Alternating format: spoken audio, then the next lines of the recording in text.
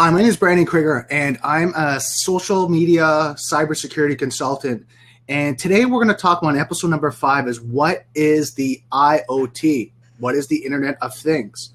It's an amazing topic to discuss today, and I'm looking forward for some people to jump into the seat, is talk about, what's their thoughts on the Internet of Things, right? What is it? What do they see it growing, the security risks, vulnerabilities, as well as looking at different devices that people might not know that are connected and transferring information.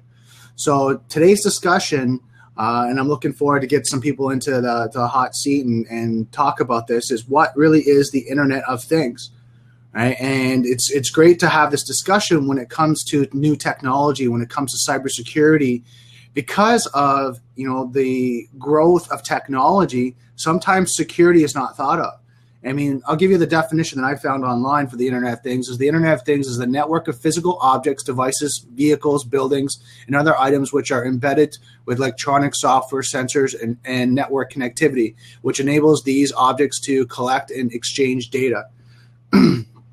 So when you look at that, I tell people kind of more of a simple explanation is any device that has an IP address that is connected. So you're looking at the devices that you have, like your fridge, your stove, your smart TV, baby monitors. I know talking to parents last week, they didn't understand that their baby monitor was connected to Wi-Fi and transferring information. So there's a lot of devices that are coming out now that people are not aware of. That what is the vulnerabilities? What's the risks of having them? They're more thinking of the convenience of the technology, but they're not looking at both sides of the coin. So if you guys want to jump into the seat, it's open. Today, like I said, I want to have more of a discussion about the Internet of Things, see what you guys think about it. In the meantime, I'm just going to talk about my thoughts of the Internet of Things and, what is the understanding that I have of technology and where it's going. Anything that nmap can find with SYN Silent can scan easily, said. So that just looking. Sorry, I didn't get your name, but yeah, someone just posted anything that nmap can find with SYN Silent scan easy said. So when you look at these, George just posted that. And he's right. Like anything that's easily found, like you look at people that, are doing war driving, and war driving is basically someone that has a device that can connect to any Wi-Fi, and they're driving around looking for open hotspots. Well, or looking at any type of Wi-Fi connection. Well, if your device is broadcasting, saying, here I am, it has the potential to be connected with.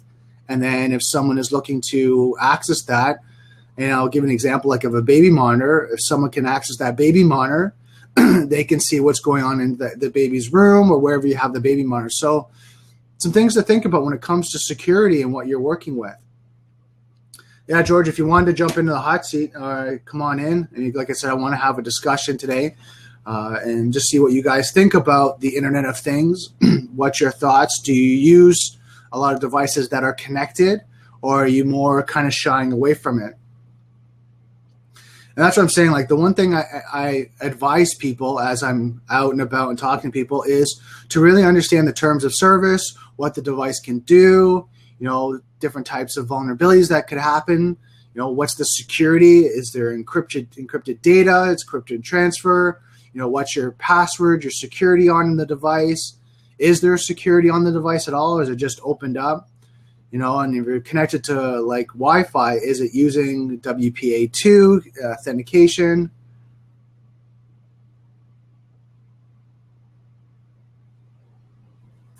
So George is just jumping in right now.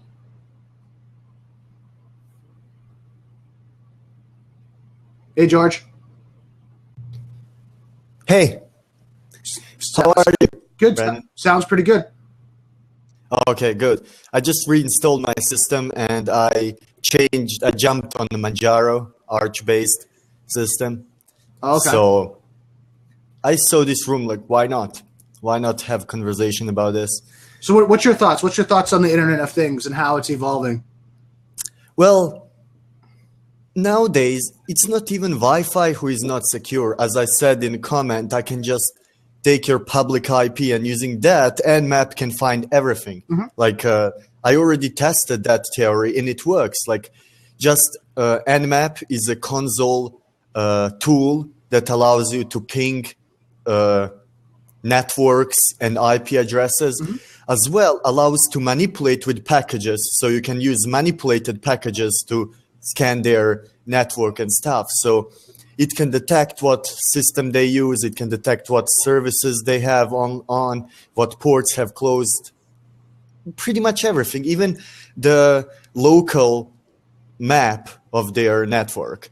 So And what's connected, what devices they have on the network. yes, Yeah. everything. Yeah. And I mean, this is the thing. Go ahead. Go ahead, you. Yeah, and this is what I was saying. Like, this is the thing that people don't understand is that one access point is that point that they can get in and see the whole network. Yes, and again, sometimes it comes to the what internet provider and what gear you have, because like I have bought my internet provider does not give a really nice gear like a modem and stuff. And when I change my modem, it becomes much more. I'm not native English speaker, so I'm sorry if I Take your time. misspell something. So it's not always good. Yeah. Depends on the gear and security updates you have. You must always be top update and stuff. Yeah, when it comes to patching. And that's the other thing when you talk about the Internet of Things is that a lot of devices are not having software updates or patches on a regular basis, which then potentially makes their device vulnerable, right? Because what happens is if you have, and I'll use Baby Monitor because it's the most simple thing for people to go and buy, is they might not be updating the software or the OS on it on a regular basis, and the company might not be doing it. Also, now there's some sort of vulnerability, and people don't know. Right. And then also that compromise is there, and that brand, whatever that brand is, now maybe, 5,000, 10,000 people have it. And now there's a potential for them to get compromised. Yeah, that's true. And the normal people usually don't know about this because they buy the device, it works. And they're like, okay, this works. Why I have to fiddle around with it? Like, I don't know anything about updates. It works. Why to bother with anything else? And people don't realize that. I read something about there was a person in a plane, was using that plane Wi-Fi that they had. And he actually found, this is a real story. It was on some kind of convention of security in the United States. That he found vulnerability inside of the plane. From his phone, he can control meters in a pilot's cabin. He can change meters in a pilot's cabin from his phone. So yeah, I mean, that's one of the examples. Come on, if he literally can change any meter in pilot's cabin from his phone on the seat, which is really big security threat. Oh, exactly. And that's the thing, like what we're talking about when it comes to cybersecurity, you're only as weak as your lowest vulnerability. And that's like you're saying is that someone figured out that, in this plane situation that you're talking about, that they just kind of probably scanned the Wi-Fi, scanned the plane to see if there was an open port, an open access point, and they got in. Right? And this is the thing when we're talking about like the Internet of Things, more kind of on the home user and the small, medium-sized business. But on the corporate level, I mean, these guys have to, on a regular basis, do security checks. And if they're not on a regular basis doing that, then what happens is, vulnerabilities come up, right? And like you said, something in that system opened up a vulnerability, right? That, there was an open port or open software or an open access point. Right. And I'm talking about when we talk about the Internet of Things, when you look at just the basic things that, the regular users use, cars, televisions, cell phones, iPads, iPhones, any type of mobile device like Samsung, anything like that, your Wi-Fi access point, like you're talking about, all these devices now are all connected, right? And they have an IP address and they're connecting. So if you're not updating or not patching or have a patching plan, you can't let the company direct you, because companies right now are behind when it comes to cybersecurity, and it's just because they just don't think of it as essential as access. And when you look at security as the CIA of security, right? Confidentiality, data integrity, and availability. So when they look at availability, they look at, can you plug and play? Can you set it up and can you go? Can any user do this? Or is there maintenance? And a lot of companies don't want to think about maintenance because they want to think of the availability that a guy can open it out of the box, set it up, and they're gone. They can go and they start using it. It's all easy and it's convenient. Well, us as people that are more security conscious kind of look at the aspect that plug and play now is not really a good thing, right? And then I know when I was in IT and supporting, it was more plug and pray, right? You plug it in, you hope it works, and if the driver doesn't go or something happens along that line. But now what happens is it's a vulnerability that you don't know it's going to happen later, right? You don't know that 3 months, 6 months down the road, all of a sudden you've been compromised, that pictures have been taken, you've been sitting there and doing something, and like I said, I'm picking on the baby monitors, but the baby monitors somehow have video, and people can hack it, and then they take pictures. Well, they now take pictures of you and put it on the internet.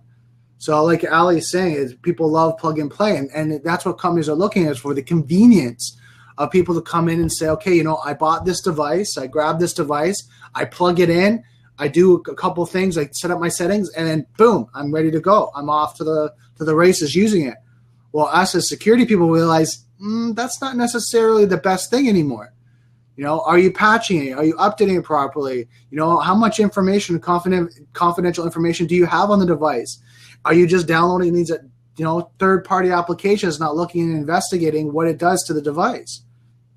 So there's a lot of things to think about, right? Especially when we look at now how devices are becoming integrated with different applications, and there's now consoles that you can get that you can control your TV, you can control your fridge, you can control your stove, you can control the heat in your house, you can do all that, where you have a smart home and you can go and you plug into the console and say, turn on the heat, am I missing, inventory, like whatever, say milk in my fridge. Okay, it does that. Now turn on my stove and preheat the stove. I all do this from this console. Well, if I can compromise that console, guess what? I get access to your house. I can shut off your alarm. I can shut off everything. Agreed. I mean, people always say how simple is better, but one of the things that I dislike, for example, I'm gonna take now example, new Windows 10. It's really easy to use, user friendly, and everything. It's like easiest to use till now. But what I like personally, I like to have terminal. I think that terminal is actually a good thing. I mean, it does give you a more job to do and work before you can do something, but it prints out everything what it does. You can, with one glance, see what it does. Mm-hmm. Like it takes you one glance to see what it does, and so you're sure that it does not do anything malware side, and that will harm your information and data. Right. As well, the private problem on private houses, as you said, one of the biggest problems is a camera. Whether you have security cameras, whether you have just web camera for your computer, that's really big problem, and it can cause a lot of problems just getting into them, especially if you have smaller kids who like to play and download games from internet and stuff. Mm-hmm. And it's really easy to give kids virus, malware, or just a code that will give attacker access to your camera, which can do a lot of damage. I actually met a person who had a problem with that. They hacked the camera when they did not know the kid was on computer. He installed some virus or something because they had the chat software open and kid was just clicking. And with the camera, they recorded some really, let's say, how to say that, Kind of not compromising videos. yes, compromising videos, and that person after that blackmailed people in the same house. I'm not gonna say names or anything, but actually it happens a lot. And that's It where happens a lot. you get into ransomware, right? Where people do something like that, where they click on a link, whatever, people capture it. Now their images or whatever, their personal information, and it's personal identifiable information is online. And now they say, if you don't pay X amount of dollars by this time, this date, then we're going to post it online. We're going to distribute it. All right. And it's happening for websites. It's happening for people's personal identifiable information. We're looking at credit cards, birth certificates, birth dates, social insurance numbers, bank account numbers. People are doing banking on their computers.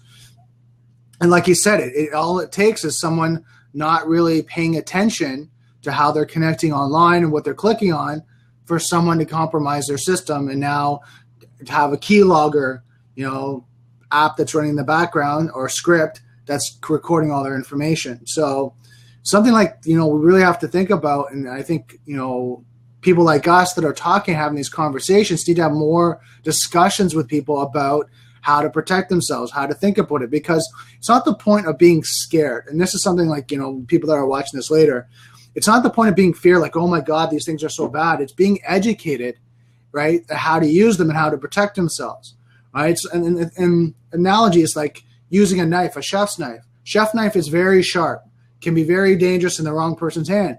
But in a chef's hand, who's someone who knows how to use it, they can make beautiful food. They can do great, designs. They can do great artwork. Well, when it comes to technology, you can use it to be very efficient, be successful in your business, be successful in your life. But if you don't know how to protect yourself while using it, it can be very dangerous too. Agreed. There is one more thing that presents a lot of the problems. It's malware ads. For some reason, or they earn money from ad companies, earn money from their ads, but a lot of ad companies do not check what ads they are posting and what the ads are requested to be posted. And a lot of times those ads are malware ads. I heard a lot of people saying how using ad block is non-ethical, because if we use ad block, people who make content or who build websites and stuff are not being supported. But what I say always is like, it would be ethical. I would never use ad block on websites who have no intrusive ads or have malware ads or ads that ruin my experience on the website. If the ads are not intrusive, I don't mind having an ad block off, but so many problems begin at ads, and someone clicking a wrong ad in wrong time can really harm many stuff, including your safety, security. Mm-hmm. Well, and that's what I think when it comes to ad blockers, talking about that, the average user needs to have an ad blocker on their system because they're not thinking. Right? A lot of time they're clicking through something and they're just not thinking about their actions. So an ad pops up, and we see this a lot, and I'm sure you see this when you're surfing online. You're sitting on a website and then an ad pops up, right? It says, oh, buy this or do this discount or do something along this line. Well, they don't think about it and they click on it. Well, they might have just ran a script. They might have just ran executable, whatever that may be, but they're not thinking about that. Where people that are more security conscious are kind of looking for the X to exit it out or something to remove it, because maybe it is their ad that they're upselling on the website. It's not a bad thing. But we don't know until we click through to see if there's a script, or maybe we have to look at the back end of the elements to see if that's really something else, if there's a script behind that ad. And that takes a lot of research. So I think the average user, right, day to day needs an ad blocker because they're not conscious of what they're clicking on. They're more in the sense of just, randomly clicking on stuff. And Ali's saying you cannot classify which website will need you to turn off an ad blocker. That's why we need a blocker. I need an ad blocker. And I agree with Ali. That's what I'm saying right now is a lot of users don't think about what they're clicking on. right? The average time on site is about 7 seconds, where someone comes on a site, they're trying to look for whatever they're looking for, and if they get the information, then they'll stay. But if they don't, they're going to click off, and they're going to click on things, and ads are starting to pop up. And some people are not managing their websites. When you look at the average entrepreneur, are not scanning their websites, reviewing them on a weekly, if not monthly basis. I'd say weekly is better, to see if their website's been compromised, their WordPress site has been hacked, and there is scripts on it. There is script kiddies that are on it that ads are popping up, and now they're the one distributing, malware, spyware, anything along that line. And Ali's saying, even us, we know about security. Like, yeah. So sometimes you have to be very conscious. I know with me, when I'm going to websites, I'm very cautious about what I'm clicking on. And if I don't believe that it's something I should be clicking on, I'll close the browser. I'll clear my cache, clear my cookies, and then start off again. And just because I just don't want to take the chance because I don't know what is on that site. So I think it comes down to intelligence, right? Educating ourselves. And I think when it comes to the average user, people that are more power users, smarter, more technical, right? They can get away with maybe not having ad blocker if they're long as they're cautious. But the average user, the 80%, 90% of people that are out there that are surfing the web are the ones that have to be careful and need antivirus, ad blockers. They need to be educated on what they're clicking on. And there's a lot of times, and I'm sure you've seen it, where someone might click on a link that they think the link is that website, and they might go to the website. It's a mirror of the website, but it's not. It's some sort of phishing exercise that they're capturing their information. And then all of a sudden they get compromised and they go, oh my God, I didn't know. How did I get compromised? Yes, that is a possibility as well. There is even a worse possibility that if you don't have an ad block and stuff like that, some of the website can be ran cross-site scripting shell. That is really dangerous way, and it's the way that does not require user to download, execute, or do anything but join a website. All he needs to do is be on website, and that's it. Right. Someone can use URL of some website, and on the end of URL, just add the script that will connect your browser to his shell, and he will take control of your browser with no problem. And that's really something that's a big problem. And I really think, I personally, when I have suspicious website and stuff, Mozilla has some cool add-ons called the No Script. It actually, after you activate it, it blocks every type of scripts that exist, no matter which. Sometimes even website does not work because it blocks Java, CSS, HTML. Every script that there is, it will block it. Right. And I personally when I find a suspicious place, I use NoScript and enter. And NoScript will show me every single script that tried to run. And after that, I can see if it's safe or not, because I have access to every script that website wants to run. Right. Yeah, and there's a lot of great tools out there, like you said, with Mozilla and all that you can do that. Well, it'll see any pop-ups, any scripts, anything that are going through that are trying to run. I know Kaspersky has some good tools as well that you can use, and which is really good to see if anything is popping up, any scripts are running, anything along that line. And this is the thing, like even Ali's saying that on the side here is that problem is with URL shorteners. Right, when you're clicking on, Google short link or BitLink or anything along that line, those are the same things where people don't know, what they're clicking on. And there's websites out there. I'll see if I can find it a little bit later that you can click on to see where the URL is taking you. Remember, I was looking at one the other day.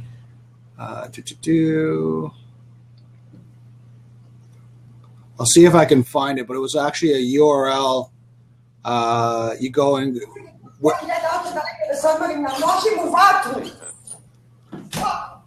was like where this URL is taking you.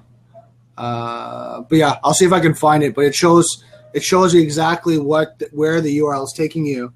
So that what happens is you can put the URL, the short link into it, And then from there, you don't have to worry that, you're going to a site that you're not sure of. Or if it is a site that you're not sure of, there you go, I found it. Where does this link go? So I'm just going to post it in here. And if you post any bit link or short link in there, what happens is it will show you where the link's taking you, so you can be a little bit more secure in your surfing. A lot of times when you look at people that are posting on Twitter and social sites, they're doing the short link because they only have, like, for example, Twitter, you only have 140 characters that you can post. So that's a good one to use, a good tool. Yes. Well, as well, there is a well-known virus total. Just type the link and it will be scanned with, like, I don't know how many antiviruses. I'm going to find the link. You said Virus Total? Yeah. It's a website run by, I think it's run by Google. It's basically a page that will scan any URL file or anything that regard with a billion antiviruses. So that one, Virus Total, I had that in one of my lists of URLs. Yeah. I think that's the thing that I use the most, and I think it's really useful and easy because all you do is just put URL or put file that you have, that you got by email or something that's suspicious, and it will clear all doubts you have. Which is as good. Well, yeah. If you're planning to get antiviruses, if you want to get new antivirus, this will actually help you, because after it gives you a result, it can give you many results. Sometimes I had I used AVG antivirus at some point when I was Windows user, and I was surprised. I used Virus Total and a couple of times, and all other antiviruses detected the virus, but AVG did not. And I was like, wait, that's really, really unfortunate. I did not know that. It can show you a lot about antiviruses as well. Well, that's the problem with antiviruses. They're always trying to catch up with their definitions, right? And I knew that's when I was using, when I worked for a company and we were using McAfee. They are always behind when it came to virus definitions because you always had to update. And as soon as you update it, then what happens is a new virus, a new, bot or something was out there and they had to keep updating. So they're always trying to catch up. So they're never 100% secure. They do their best to have the definitions that are active and what are going on, but there's always the potential you can get compromised. Agreed. Right, and that's why when we talk about antivirus and your best security practices is you have to know what you're clicking on. You have to know what you're downloading. You have to make sure it's a clean source. And if not, scan the source, right? So if you have a file or something that you're getting from a friend, scan it before you use it. And if it's a Word document or something along that line, then, you should be fine at that point. But if it's like a software or an application or even a third party that you're not familiar with, got to scan it, make sure it's coming from the right resource. And this is one thing that I got to tell people, who are watching this. A lot of companies are trying to cut corners, right? Download free applications, trying to get free software trials. That is something that you're going to end up having potential security risks later because, it might be free now, but you're going to pay for it later. You might have paid for you might have got an application from a torrent site or something like that, was regularly $100, $200. But if you get compromised in your system, it could cost you $500 to $1,000 to fix it. So where are you really saving money? I always say best firewalls is us alone. Right. And I mean, it's just something that's just, like I said, going back to the Internet of Things, is being smart and educating ourselves on what are the devices. I mean, a lot of people I know don't read the terms of service. When they get a device, they don't ask the questions. Okay, well, how frequently is this going to be patched or update? How vulnerable is, what's the security on this device? Is it encrypted? I mean, most people, when they buy something, they don't look at that. They look at, oh my God, this device is so easy to use. All my friends are using it. It's easy to connect to the Wi-Fi. It's easy to connect. I can share. I can do this. I can do that. They're not looking at the security aspect of it. And this is why I like to have these episodes and these shows, is really to kind of get people to come out and say, you know what? I have this. I have a baby monitor. I have that. You know, what should I be thinking about? I have a TV. You know, what should I be looking at, patching it and updating it? Should I be connected to the internet? Should I not? You know, all these questions that people should be asking, which a lot of people don't. Like you're saying, it's more plug and play, where they just kind of plug it in, they connect, you know, they get it set up, and then they're off and they're going. I mean, even look at smart TVs now.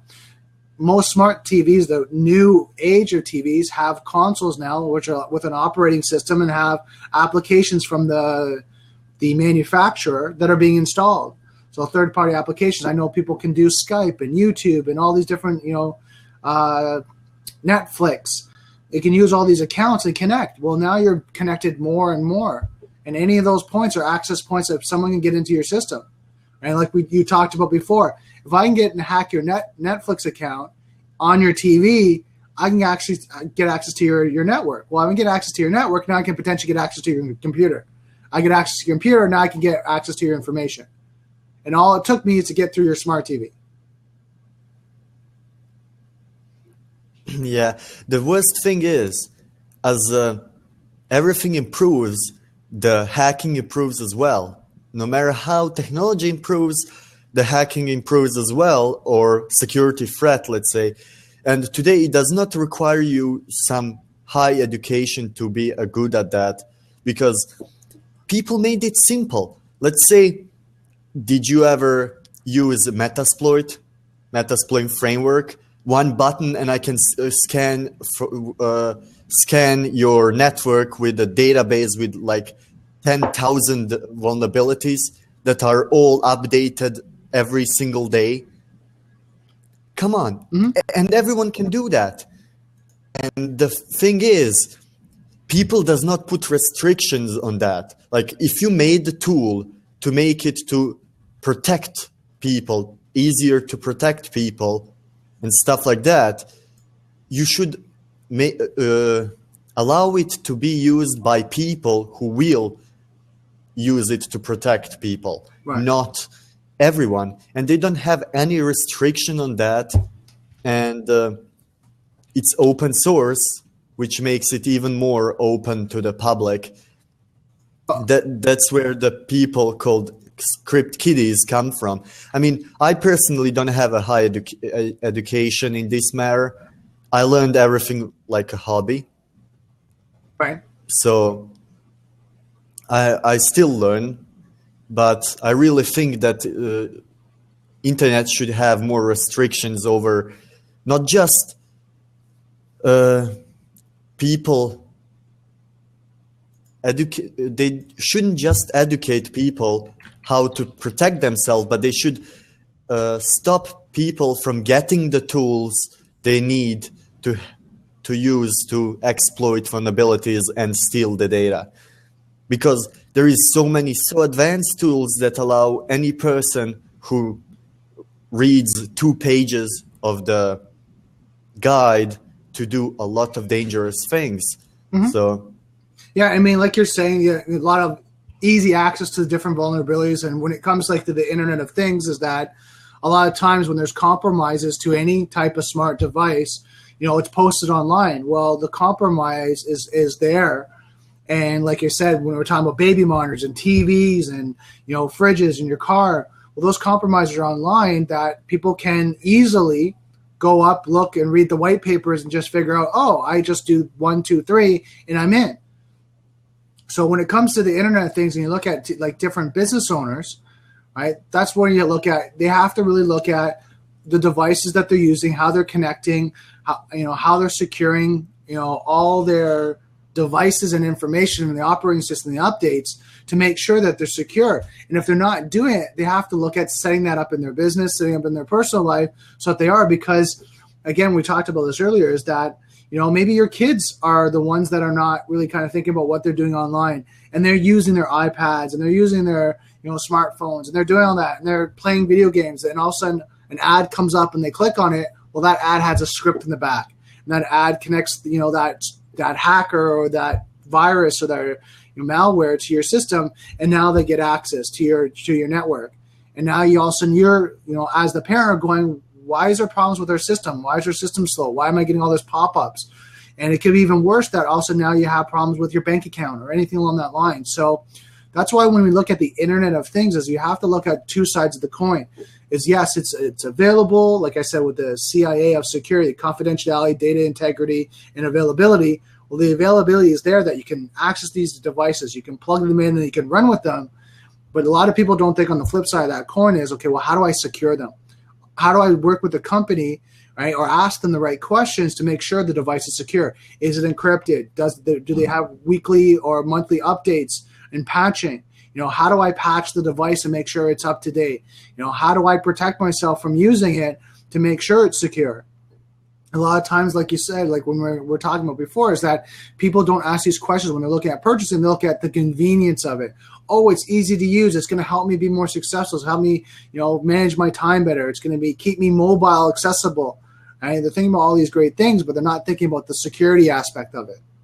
So that's why it's good that we're having this conversation today. And I think I'd love to have more people jump into this, because I think the Internet of Things is really kind of one of these broad terms that people are not thinking about right now. They're kind of excited about it because, yeah, it's great because now my car, my fridge, my stove, my TV, my Wi-Fi camera, all these great devices are connected. But the question is now, how do you secure yourself? And Ali's just jumping in now.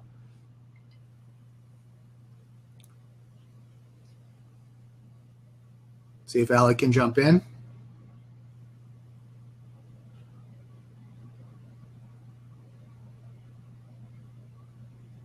Hey, Ali, are you in? He's not in yet, at least for me. Yeah, I only see a green screen. Yeah, for me, I just see loading. One of more of problem is people, as you said, don't read terms of Service? Use. Yep. Service, yeah. And not just that, some of the program come with like, do you want to install this? Do you want to install this toolbar? Do you want this? And people do not actually read that. And there is that popular joke like next, sold house, sold wife, sold kids, sold car. Right. And right. Yeah. So people, if they could just pay attention to some of the installation, it could be better, because so many times I see people just click next, and then install like 10 toolbars on their browser, and then they complain how slow internet they have or something. But it's just your fault. Hey, Ali. Hi. So what do you think, Ali? What do you think about this Internet of Things? Yeah, I was going to comment about the point you made, like when companies make devices and they forget about security updates and everything. Sometimes even like average user will buy a product because it's from a well-known company. Even that company does bring up new updates with security patches and everything. But like a lot of users won't update their device regularly just because like it's working. Why do I bother to download and do this stuff? Exactly, right? I might not like the new update, but there are security fixes and everything, and they might not think about it. Yeah, it's not part of the thought process, like you're saying, that, oh, I have a new device, then I have to be patchy on a regular basis. And a lot of times the companies don't send out emails or don't do that. It's up to the user to go to the website and see what patches are updated. So it's kind of that relationship where we have to be better as users to do our due diligence, to do our research, to make sure that we're checking if there's updates in security. And the other side of the company, it's up to them to notify the users better, to say, hey, there's a security patch, there's a security update. We've got your email list just to let you know. There's an update on the device, what you need to do and how to update it. You plug in through USB and run this patch, and here you get it from. So it's kind of one of those two-sided coins, is that you got some companies that are doing updates, but are not doing their due diligence of educating their users that it's needed. And you got the users on the other side, like you said, are, why do I need to update? It's working. It's fine. Oh, I have to plug it in. Well, how do I do that? It's too complicated. I don't want to do that. Right. Good point, Ali. Yeah. So what's your thoughts on the new devices that are coming out? Like everyone being connected. Are you for it? Are you kind of cautious about it? It depends. Like, you don't jump on a thing unless you need it or you have a use for it. At the same time, you should know, like, there are always compromises, not necessarily security, but you should know what device will give, like, what's benefit you're going to get from the device and what other stuff you're giving up, either privacy, security, and, like, possible threats. Now, here's a question for both George and yourself, Ali. Do you guys read the terms of service? When you're installing a third-party application or you're getting a new device, do you guys read the terms of service? Well, an IT guy, so I don't read every word, but, like, I scan through it. Right. Like, yeah. What do you want? Me, What about yourself? I don't read, same. I don't read all term of service, but I'm trying my best in last, I don't know, since last year, I passed on a Linux and I became really big fan of open source software, and most of the software I use is actually open source, and I found myself seeing that actually even open source community has a lot of software that can compete with a commercial software. So I read, but not like every single page, everything, but most of the time I don't have to, because I am starting to use open source software more and more, and sometimes for me it's just terminal. You just type install, Right. because it's I like that with the Linux, because they have their every single file is in their server and it's not infected. They know that it's clean, and all you have to do is click install. Even if it's third-party software, if it's in, let's say, Ubuntu or some other server, you're not gonna download it from internet, but from Ubuntu server, which is what I like. Like Windows tried that with their App Store, so you don't have to go on places where you might get some viruses or get misled to something on installing something wrong, but they point you on real deal. Though I really like that aspect of the Linux community, and I really think that Windows should imply that as well. Well, you got to think of it like, and this is go back to the internet things. You got to look at, and the reason why I asked you about the terms of service, a lot of times people don't read the terms of service and don't understand that the data that's being collected, the information that's being collected from the device, and that's being shared through the company for marketing purposes, and can be shared with a third party about your information. So your habits, what you're doing. And welcome to social engineering. They can see the time of use, what you're using, how long you use it for, what are you using the device for. They can see all that information, and they're collecting it to potentially market to you. But also, that's personal identifiable information that people can socially engineer your habits, what you're doing, and potentially, if someone compromises that device, they can see that you're home at a certain time. They can see, when you're using the device. And if they compromise, when the camera's turned on for, like I said, and I'm picking on Baby Mars, but when the camera's turned on, they can see when it's turned on, when it's turned off, what hours, and they can see when they can capture information. So we really have to think about when it comes to the Internet of Things, right, to read the terms of service, to understand, what's being used. I know I was watching a DEF CON seminar, and they were showing how they compromise cars, right, smart cars by, Wi-Fi access points, right, and the GPS and all that, right, and they could shut off the brakes, they could shut off the airbag. I watched that as well, actually. Right, and the guy was saying from the comfort of his home, right, he could shut off your brakes, he could shut off your power brakes, your steering, like all this, technology that you're using. They could shut it right down, and then you're there with a car that now you're driving on the highway maybe, and now it goes dead on you. So a a lot of things that we have to think of when it comes to the Internet of Things is that, yes, it's great for technology and for accessibility and for, us, geeks that want to use new technology. But we also have to think of the other side of the coin as, the testing, the security aspect of it, making sure that it's updated, it's patched properly. And I think, with entrepreneurs nowadays, and you look online, you look at all the social sites, people are thinking about growing their business, getting more leads, making more money, doing all that great stuff on one side. But the security talks and discussions are not really highly talked about because, well, I don't want to limit my company. I don't want to do all this because I need exposure. I need more clients.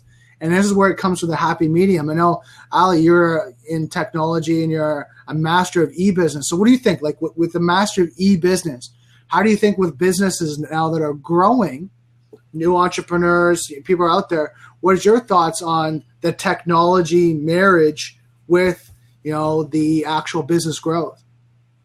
Well, like all businesses right now using technology, all businesses, a lot of businesses depends on technology. That's why like everything you're going to use for your business, whether it's an app, it's a website, it's like a service that you're going to depend on, you should know, you should at least scan through the term of services because like what you're getting from it, that's why you're dependent on it. But what do they get from you? Is there a catch? Is there something hidden? Are you compromising anything? You should like understand what that service or software that you're using, like what does it have access to? Does it need these accesses and like everything? Or what information is it giving away, right? What information is it collecting and what information is it giving away? Because one of the biggest challenges right now, and a lot of people don't kind of understand this yet, is social engineering. And with the growth of social media marketing, YouTube videos and blabbing and all that, people are sharing so much information, their business information, their personal information, their success stories, everything like that. But that information can be collected to use against you to compromise your security. I know they were showing, like, even, for example, when it came to social engineering, people were giving away like their favorite colors, their passwords, their date of birth, all this information, and they're easily getting compromised because what happens is I can collect that and make a profile of, who you are. That person. Exactly. Yeah. And then say, and you can retrieve a password in any website and like you take over everything. Well, they were showing, I was watching a documentary on Netflix and they were showing that a reporter was reporting on hackers. And he was trying to show that the dark side as well as the light side of ethical hackers. And what happened was he got hacked by a 17-year-old. Well, what happens? The hacker hacked him, stole his identity, wiped him off the face, closed his bank account, closed everything. And what happened was he found out who the hacker was and said, I'm not going to press charges, put everything back the way it was, do everything, but I want you to show me how you did it. And he showed that he got, 3 identifiable information from his social sites, and then got compromised his Amazon account. From his Amazon account, got access to his bank account, got his bank account, and then just went through his whole profile, right, his whole online presence, and just wiped him completely out. And this is what we're talking about when it comes to the Internet of Things. It only takes a compromise on one device for them to compromise the rest of your systems, and that's why it's up to people to really think about. What are you connected? Being educated. What's your devices? What are they connected? How are you patching them? What's the security? What information is it collecting? To really kind of review them before you start to really kind of put it out there. And I know it's kind of hard when I go and do business consulting when companies are going, oh, but I want to do this and I want to post my pictures and I want to do this and and I'm geotagging that. It's like, okay, but do you necessarily need to do that? Right? Do you need to geotag all your pictures and all that? Yeah, it's great. Yeah, but why? Why are you doing it? Is it something that you're a travel agent and you're showing your travel experience, or are you like a business person, a brick and mortar that really don't need to do that? You're showing off that you're away from your business. You're in a vacation. Yeah. So anyone can take over. You're away from your home. Yeah, you're away from your home, and you're showing where is your home. Yeah. And yeah.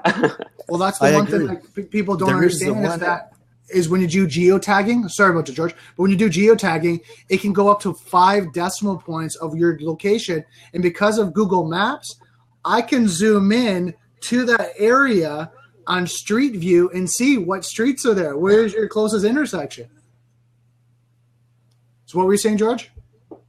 Oh, well, there is a good example for that in one of the books I read. It's from it's something about for certificate for security plus, and there is a good example of social engineering where the person got first used the geotagging when they are not on a work, and then pick up all information from his Facebook and stuff, and then he can just call on his job and present himself as the person itself or as a friend of the person and said, hey, I'm on vacation, I have to do something, I need like my remote stuff.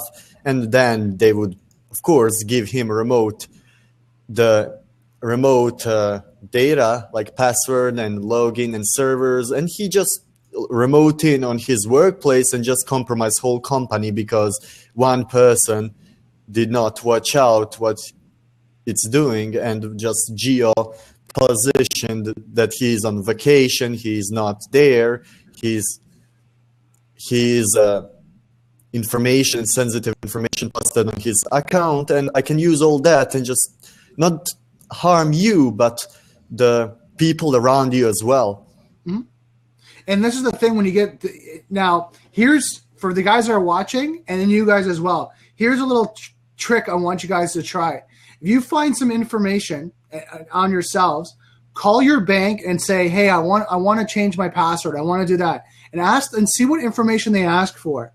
A lot of the information when it comes to your bank, they ask for your street address. They ask for your first name, which all this information now is online when people are having like their LinkedIn profiles or Facebook profiles and all that, where I can call someone's bank and say, hey, my name is John Doe. Yeah, I just wanted to reset my password. I lost it. And they're going, oh, okay, can you confirm your information? Yeah, sure. What is it? Oh, what's your street address? What's your date of birth? I can find a lot of that information online now through social engineering. And all of a sudden now I'm into your bank account. I have your password. I can transfer money in and out. And Stefan's saying, or license ID, right? So, I mean, there's a lot of information that are public knowledge.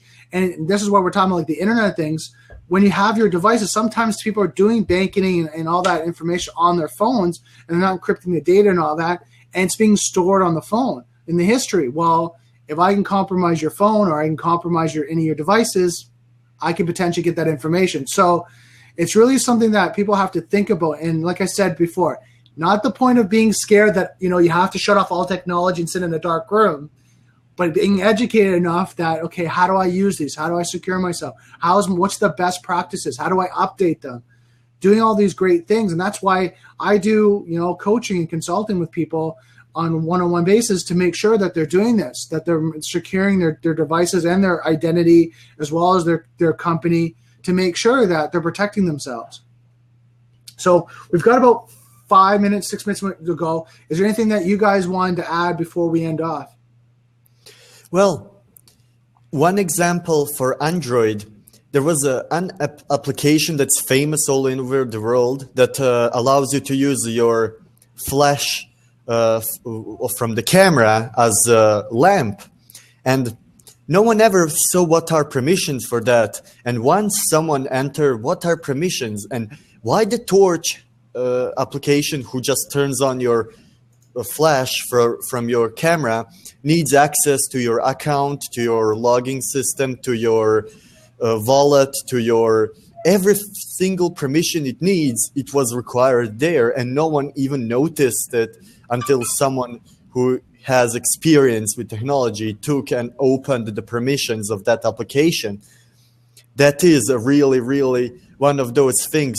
You just need to develop habits. It's just small habits. Every time you install new browser or something, just put ad block. It's not going to harm you. It's going to make your browsing faster and more smoother.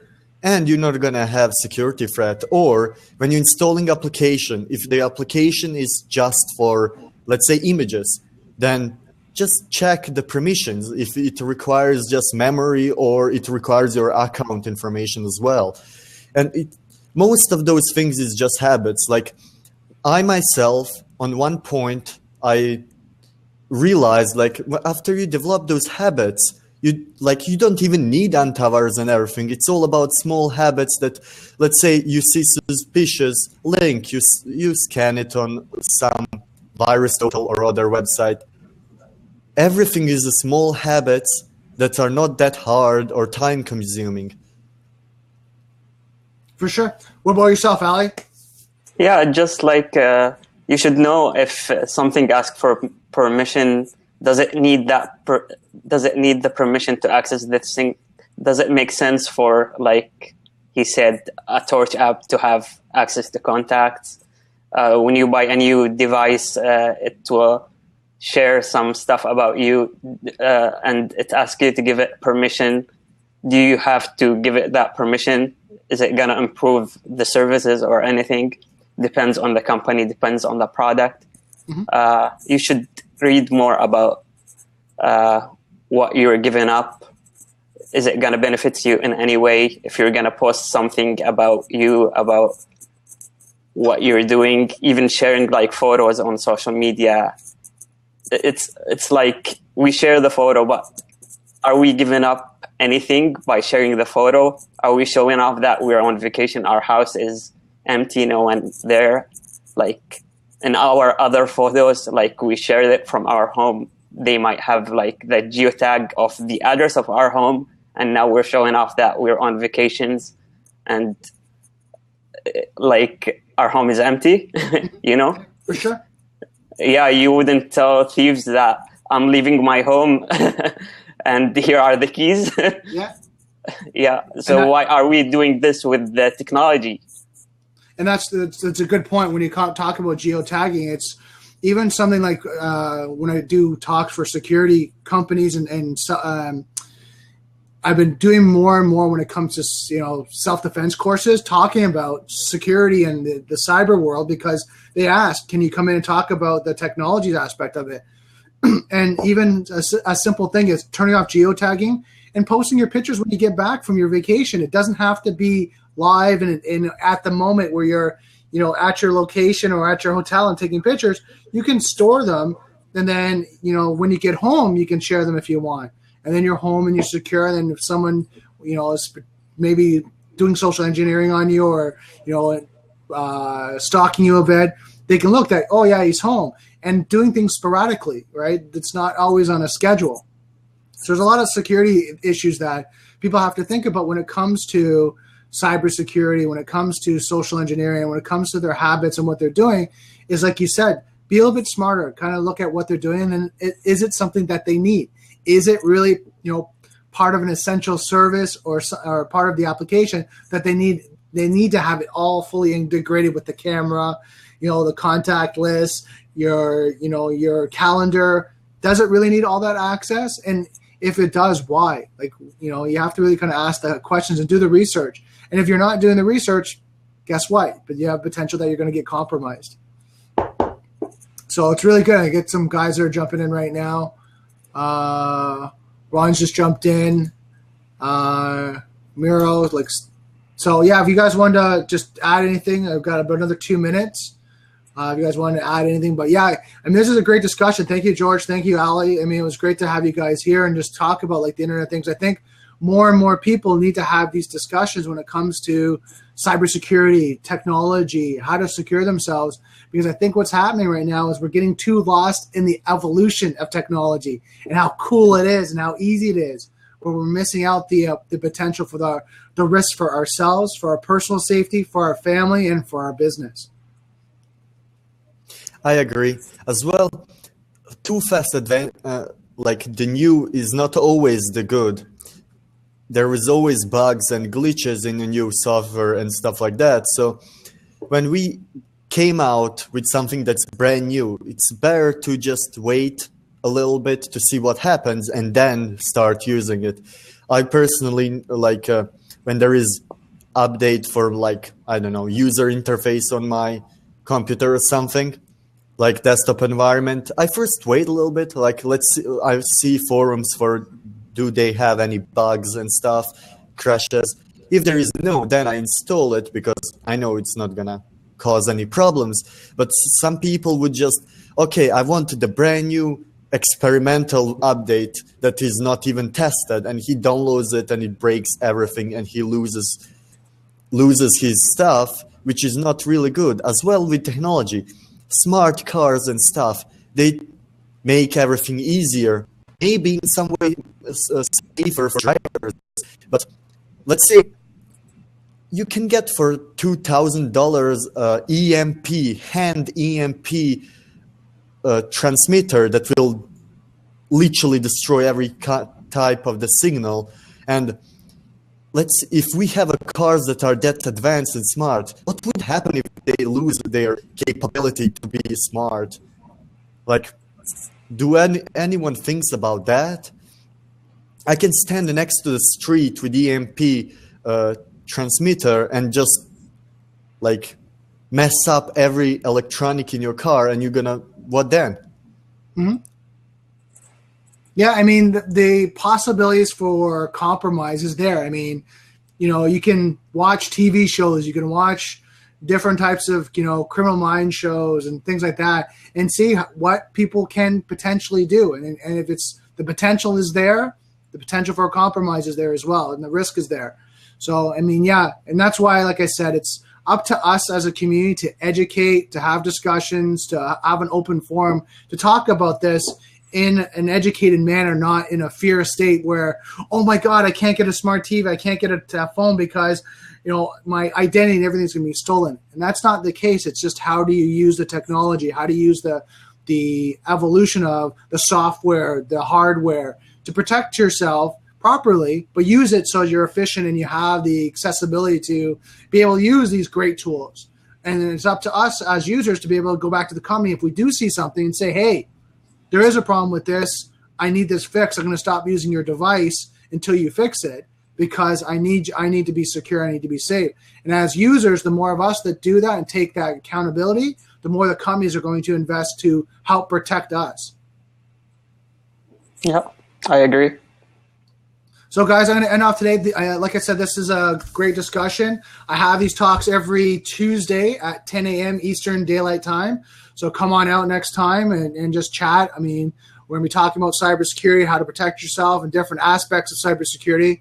So, guys, I'd like to thank George, and I thank Ali for coming out, and everyone that watched. Thank you so much. Make sure you share this out. Thank you for having us. Thanks.